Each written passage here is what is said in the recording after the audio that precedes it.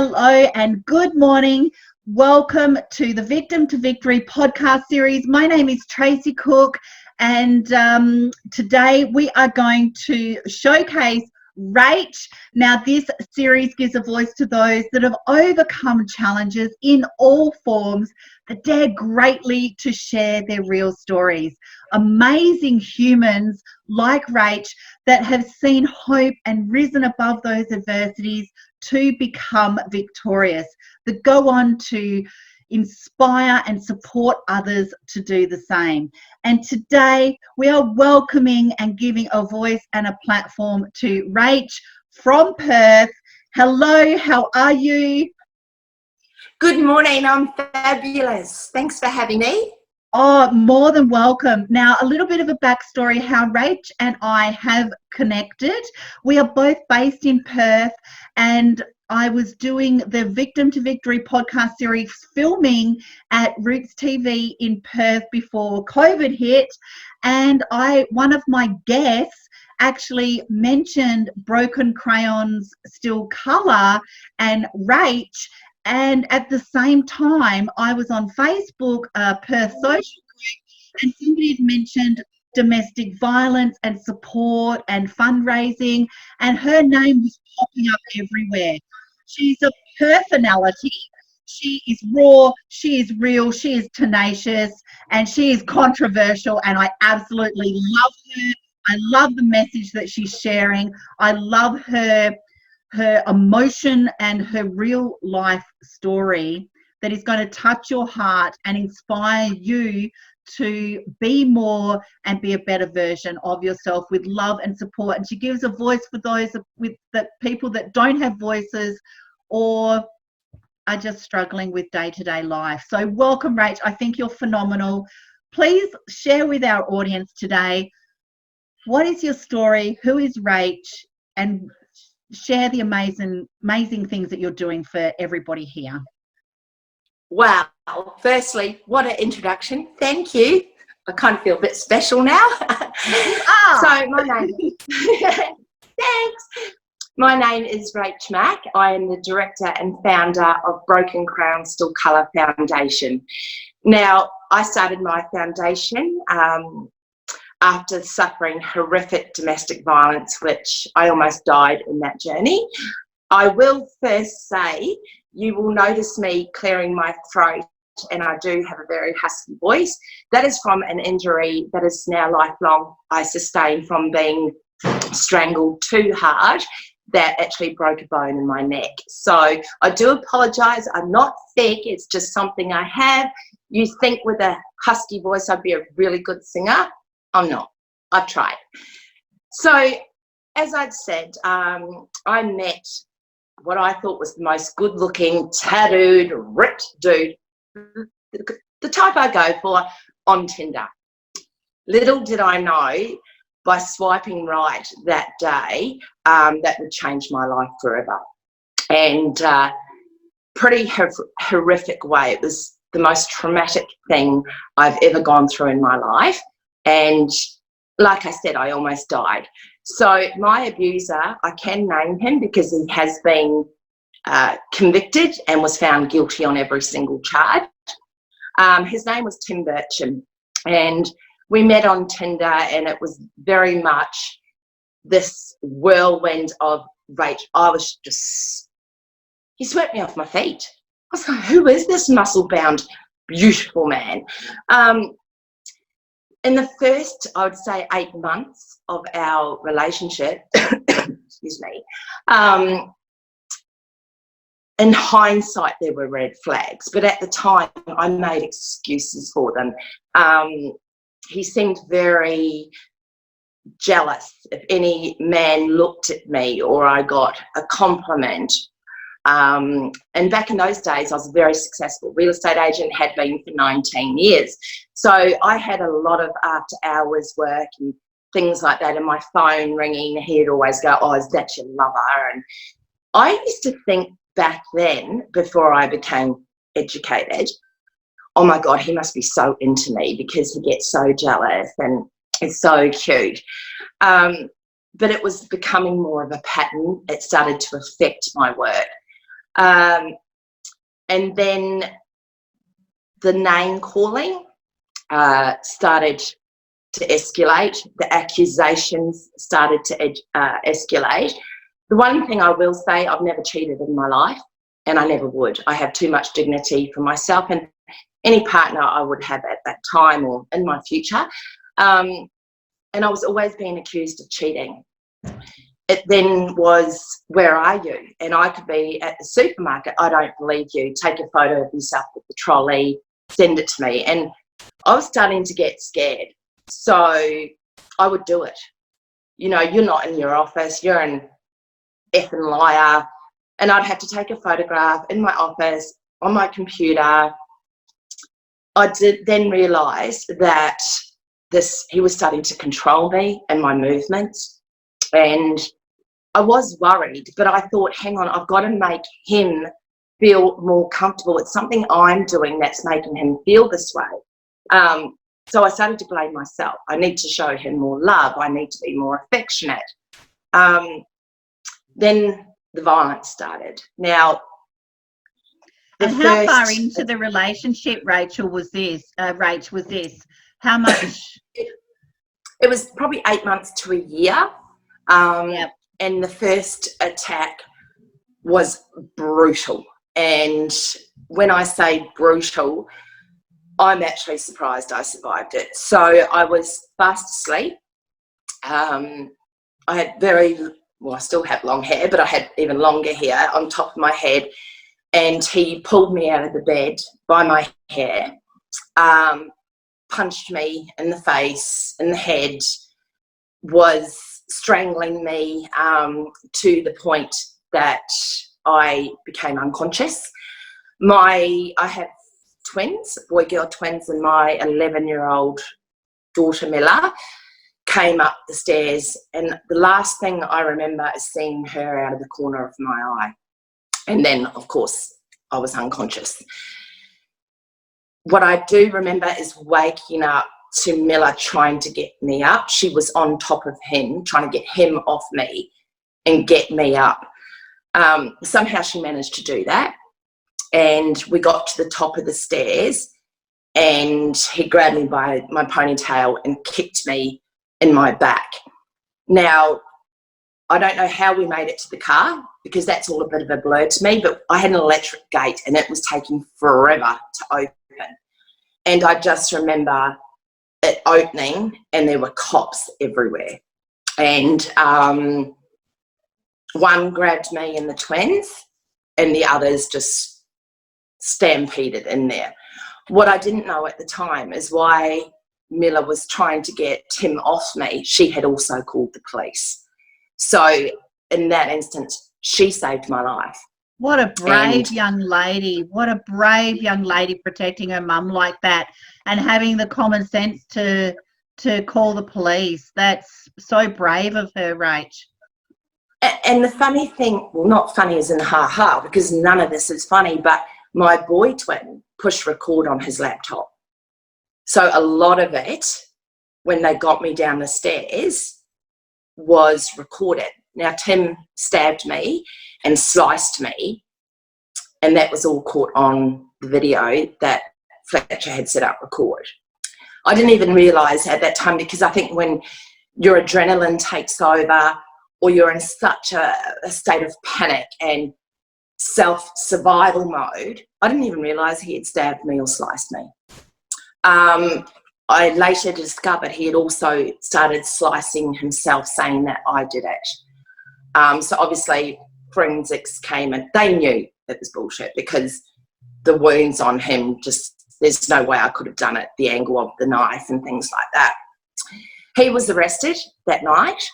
I was taken to hospital, obviously, and I remember when I got out of hospital, I had very strong police protection. You need to get out of this house. We need to get you out now. And I've never packed so quickly in my life. I remember leaving, like got to the new place and I was thinking, where's my vacuum cleaner? I was just grabbing whatever I could. Now, I'm very sad to say, Tim made bail. So he was charged with grievous bodily harm, and he got bail. He and found that actually me, infuriates me. That, you know what I mean? That there's that's probably another video, the judicial system kind of thing, but that just infuriates we'll be me. here for years if we go there. But I just remember the fear when they told me he'd made bail. But I thought, he's been charged with such a serious crime. I'm going to be safe. I've moved. There's no way he can find me. 24 hours after him making bail, he found me again. Do not ask me how. I don't know, but he found me. I was that terrified. And I remember so clearly him saying, you leave me, I'm going to kill you. No one's going to have you. And I stayed. I let him back in. And I knew then he is going to kill me. And things were right for a while. The crying, I would never hurt you again. I'm so sorry. I don't know what happened. I was drinking too much. Like the excuses. And I was just that numb at that point and so terrified. But I still loved this man. I couldn't just switch that off. I was still madly in love with my monster. So I then thought, I need to even be more proactive in showing him how much I love him. And I just did everything I possibly could. Everything I possibly could. The second attack came 6 weeks later. Now, my daughter was unwell and at home from school. Fletcher was at school. I went to collect him from school, and he had done some babysitting, and he'd been paid in euros and he wanted to change it over. So I picked him up. I didn't even hear Tim's phone call. I missed it. As soon as I saw I'd missed it, I called back straight away. He didn't answer. I collected Fletch from school, went to the bank to change his money, and you get a little printout of that. And then I went to the supermarket to get some groceries. And I remember walking in the door, carrying these groceries, and he was just in my face. Fletch went straight to his room. I knew it was just fear, that the children were panicking. And he said, where have you been, you cheating whore? And I said, where do you think I be, Tim? I've collected Fletcher from school. There's the child. I went to the bank. I don't believe you. So I showed him the little statement he got from changing money over. And clearly I've been to Woolworths with my shopping bags. It didn't stop him. He grabbed me around the throat again. That was his weapon of choice. And it is a weapon. Hands are lethal weapons. And I just remember thinking, this is it. This is it again. He threw me across the room. He's just started going to town again. And I just remember hearing the car start. Yeah. And it was Fletcher who'd got my car keys and started the car, opened the gate, and somehow we made it out again. And I don't even remember how I got away from him. I can't tell you that. We moved. I contacted the police again, like I always did. We moved again. Now, and to squash it down a little bit, because we'll be here all day, he was arrested again. He was charged again, and he got bail again. Even though he was on bail conditions for grievous bodily harm, he assaulted me again.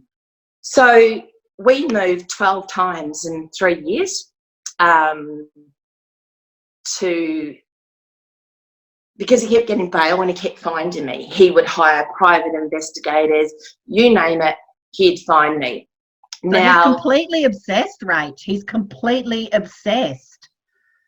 And the funny thing is, well, not funny again, ha. I keep saying that, funny. When he found me the last time, he had actually broken into my house.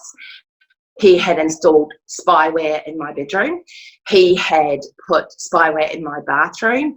He had downloaded remotely spyware to my phone. He had a tracking device on my car, which I had no clue of. And I remember him calling me, and I knew to take the call. I don't know how I knew, but I knew. And he said to me, "Where are you?" Now, I had just been to the dentist, but I had left and I was on my way to see a client. This is in real estate. And I lied. And I said, "I'm just walking into the dentist." And I lied because my client was a male and I was scared that Tim would go for him. And he said to me, "You're an effing liar. I know exactly where you are. You're wearing a black leather skirt." Like, he knew exactly what I was wearing, and I just knew I was screwed. So when I got home, I was walking up the stairs with the twins in my new safe haven, and he was standing at the top of the stairs. He poured a strawberry milkshake over the top of my head. And this is one of the things that gets me the most emotional. My twins were both there, and it's a strawberry milkshake that tipped me over the edge. He sexually assaulted me that afternoon as well, which was caught on his own spyware that he had installed. And he just started on me again, hurt me physically again. This was not the most brutal attack. And I just thought to myself, he's going to kill me if I stay, and he's definitely going to kill me if I leave. But I've got to try. I've got to try to get away, to show my twins if anything happened to me, at least I tried. I tried to fight back. So I did. I ended up leaving again to another home, and I went to a location that I didn't think he'd find me because it was an area that I couldn't stand, and it was an area he would never think I would live. And I went there and I put the lease in a fake name. Every bill was in a fake name. I got a new phone. The police had installed a duress alarm on my phone. I had Safe at Home and put security cameras, sensors on my roof, because that we discovered that's how he was breaking in, through my roof, removing tiles. I had booby traps everywhere. And his calling card was he would always leave the CD on my doorstep, "Goodbye, my lover." So that's when I knew, and I had a restraining order. Every time he'd breach it, I'd report it. They say 3 strikes, 3 breaches, you're remanded. Well, Tim had 17 breaches, and he still wasn't remanded. And that's frustrating within itself. And I mean, you've got children there as well, you know, not only. And they're not his children, by the way, let me make that very clear. But I knew right there and then that the system was failing me, because I was living like the criminal. I was looking over my shoulder. I changed my vehicle. I had to move, like I said, 12 times. I would always take a different route home. I would always look around. I had escape plans every home we moved into with the twins. Okay, he's after me, not you. You hide here. If he comes through the front door, where are we going? Like, I always, to live like that is just the most terrifying. It was the most terrifying 3 years of my life. And I knew the police were doing everything they could to protect me. But at the end of the day, the one person who could save my own life was me. And I didn't realise then, but I now know. Now I had the most incredible inner strength. During that time, I started developing panic attacks, which would come out of nowhere. They were a very hard thing to live with as well. And I remember them wanting to medicate me. And because they were so severe, I thought, I'll give this a go. And I've never been fond of medication. Well, the tablet knocked me out for 72 hours. And I just thought to myself, oh my God, he could come in and stab me. I'd be none the wiser. So I decided I was not going to take medication for my panic attacks. And I was going to try and take care of this myself. I am sad to say I still have them, nowhere near as frequent, but I've found citrus is a very good thing for me. And when I'm in the midst of one, I can't peel the orange. I'm shaking so much. I'll eat it with the skin on, but it works. I don't know why it works, but it does work. So there's my pro tip for anyone who suffers panic attacks. I turned up to every court hearing, even though I didn't have to. I knew I'd have to appear at trial. I was offered video link. My children were testifying as well. Obviously, they were doing theirs by video link with a police officer next to them to keep them safe and so forth. And I declined it because I thought, you know what, when I'm telling my story and what you did to me, how you brutalised me and the amount of bruises and scars you put on my body, not only are you going to hear me, you are going to see me, because you know what? I am stronger than you. And I'm very proud to say I did that. And he was found guilty on every single charge. He was sentenced, and 1.5 years to really, even though I was only with him for just over 3 years, it felt like 30 years, and I felt very let down by that sentence. But they had set him up for failure, so he couldn't come near me again. He had to do drug and alcohol rehabilitation. He had to go to anger management. What I didn't know at the time, and I actually forgot to mention during this, I was cleaning because he worked offshore, and I remember one time he came home and we had sex like we always did when he came back from being away, and I was in the shower, he was in the shower, and he started smashing me in the shower just after he made love to me because there was sperm on the screen of the shower. And I remember falling to my knees, blood pouring out of my face, going, smell it, it's conditioner, it's conditioner. He did, and then he was sorry and crying. So then I became a fanatical cleaner to make sure when he came home there was nothing. And I was cleaning behind the toilet, and something went flying across the room, and I discovered a pipe. I had no idea what it was. I took a photograph of it, did reverse image search, and found out it was a methamphetamine pipe. And that's when I realised he had a meth addiction. That made him not only more unpredictable, but extremely lethal because he was delusional. So that put me even in a more compromised position. But I knew that I had to fight. I had to. And within my own journey, that's when I discovered there wasn't a lot for me. There wasn't a lot of help. They said, we'll put you in a refuge. Now, I was not taking my children to a refuge.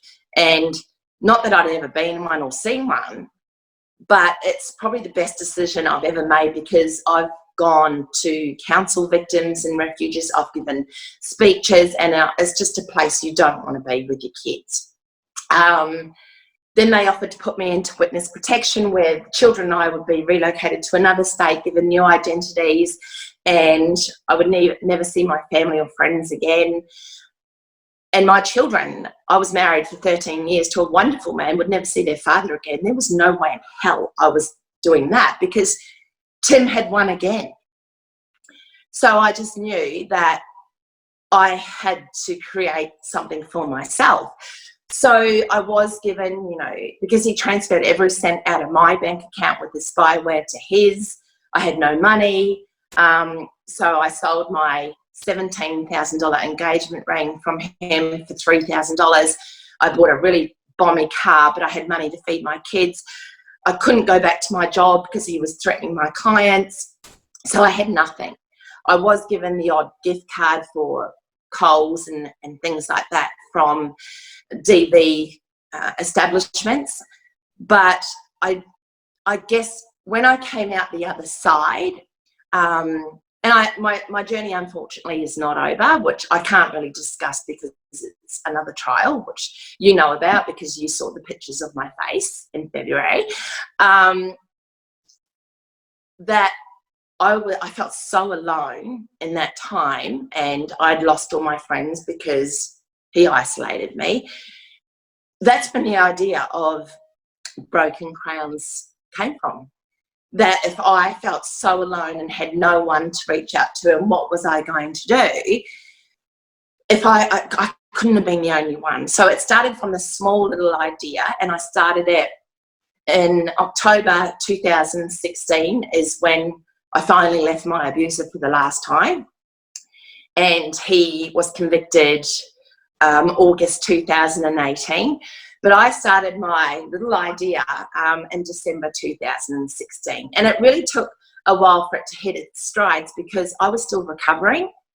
The one thing I did know is that I was a very broken woman. And my website will show you that, my story's there. And I had to rebuild myself. I had so much repair work to do, and I had no self-confidence. I had no self-worth. I had scars on my body that are never going to go away. And I had a tattoo that he forced on me of a key with his name on it. And I had to see that tattoo every single day. Well, as I grew stronger and I did the work to heal and rebuild and repair and become one empowered warrior, I look at my scars as my armor. I'm not ashamed of them because the shame doesn't live with me. Now, when I did my book cover shoot, I'm completely naked. You can't see all my bits. But I remember the photographer saying, look, I can see the scars on your arm and your legs. Would you like me to edit them out? And I went, hell no. The one thing I did do is I did get my tattoo of the key covered late last year. So I don't know if you can see that. I love it. But I no longer have to see that key. And my foundation has just in the last probably year and a half taken off. And people ask me, why did you call it Broken Crown Still Colour? Many people get it, but some don't. And I look at it like this. Now, when we're children and we're colouring in with our crayons, when they broke, they still worked. They still made beautiful pictures. Because I was broken, does that mean I can't have a beautiful life? Because I can. I can have a beautiful life. I am having a beautiful life. Yes, I have my struggles still. Yes, we have another investigation and another trial coming up. But at the end of the day, he is a monster. I am a warrior. And I now go on to assist and support other men, women, and children. And not only do they relate because I am a survivor, I have done so many courses. I work with the police and the court system because at the end of the day, I cannot assist anyone if I'm not well researched. Just because I'm a survivor does not make me an expert. But I actually do believe I am the best in the business. I am extremely outspoken. I'm very passionate. And at the end of the day, my victims or any victims should not live like criminals. And I love how many people you are inspiring by your raw honesty, and you are controversial, and that's why I was drawn to you, because myself as a domestic violence victim, I could relate to so much of that raw and realness that you're sharing, and especially bringing light and evidence to the flaws in our systems as well, that you're leading the way. You're so leading the way, and you've got so many people behind you supporting you to actually be the change that the world needs to see. Well, that's right, because at the end of the day, so many of these deaths could have been preventable. And the judicial system has blood on their hands. You know, there's so much. And I have dropped names in radio interviews, television, corrupt prosecution, magistrates who are getting it wrong. I'm not afraid. I know it puts a target on my head, but like you said, I have a lot of support. I've got an army behind me, so gun for me. Because at the end of the day, if I can survive Tim Burcham, my monster, I can survive anything. Bring it, you know. And I love that about you. I'm using my voice for those who have temporarily or permanently lost them. Someone has to stand up. And I've always said that united voices echo. And we are making a difference. I am making a difference. It's slow. It's because I want everything yesterday. But I have stuck to my guns. I don't back down. I've played vital parts in some of the changes we have had. But until our judicial system gets it right, I have no choice but to keep going to war. And the battleground is my domain. It's mine, and I'll go to battle no matter what. And I like your passion, and I've connected with a lot of your supporters as well on the Broken Crayon Still Colour platform, and to share that whole united force in wanting to actually dare greatly to be in that arena, fighting that battle, linking arms side by side. I think that you're just going from strength to strength, and your message and your mission, and I don't know where you found this inner person, Rach, but so many people are grateful for that, and your donations, your food that you're giving out, you're picking up donations and literally taking people at that critical point and rehoming them. You're raising funds. You're so passionate and you're so energetic, and you're leading the charge. And I don't know where you're finding that inner courage from, but it is so commendable. And you know, no doubt that you've helped. I mean, I know that you've helped so many people. You know, and you're making the change, and the judicial system is finally listening. You know, and there's so much more to go. So what kind of message would you like to share with everyone today? Well, I have two, actually, and I don't apologise in any way or sugarcoat for my directness. People say it's not our problem. Well, if you have that attitude, you are part of the problem, because you know what? One of our beauties died because the neighbours heard the screaming but didn't want to get involved. How hard is it to pick up a darn phone and dial 000? So silence does breed violence, and I will not stand for it. I will not tolerate it. Our judicial system is fed information by our politicians. Now, I have very little respect. Our Minister for Women, Simone McKirk, just recently quoted, in the coronavirus epidemic, the increase in domestic violence is marginal. Well, sweetheart, I beg to differ, because I've done 46 emergency relocations in 6 weeks. So don't tell me it's marginal.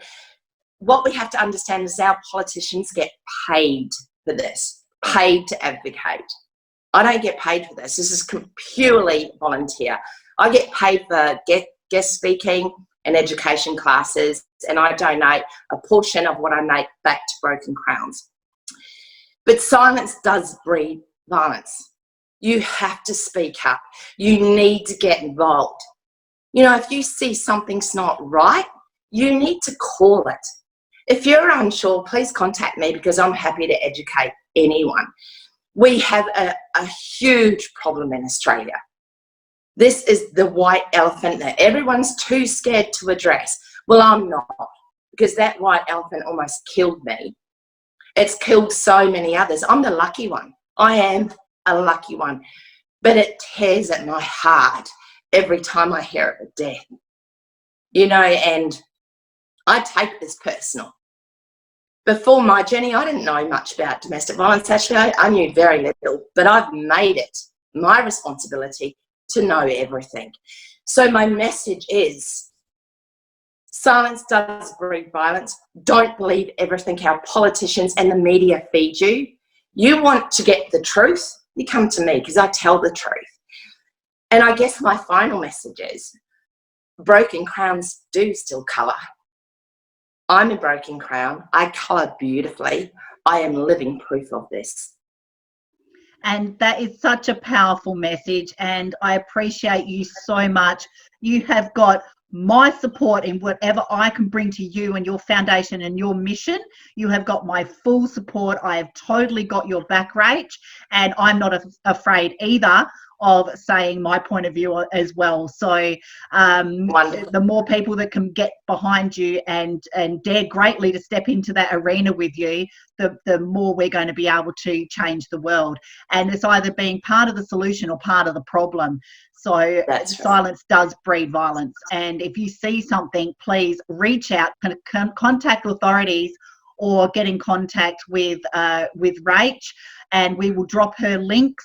We are full supporters here on the Victim to Victory podcast series of her mission, and especially here in Perth, because I know myself that I have had people reach out to me that I have actually directed during COVID for domestic violence as well. So I completely understand that the stats we're being fed is bullshit, and I call bullshit as well. So thank you very much for making that message clear. Yeah, definitely. So thank you very much, Rachel. I so appreciate you. Watch this space, because this woman is leading charge, everybody. So get behind her and her foundation and give her all of the support.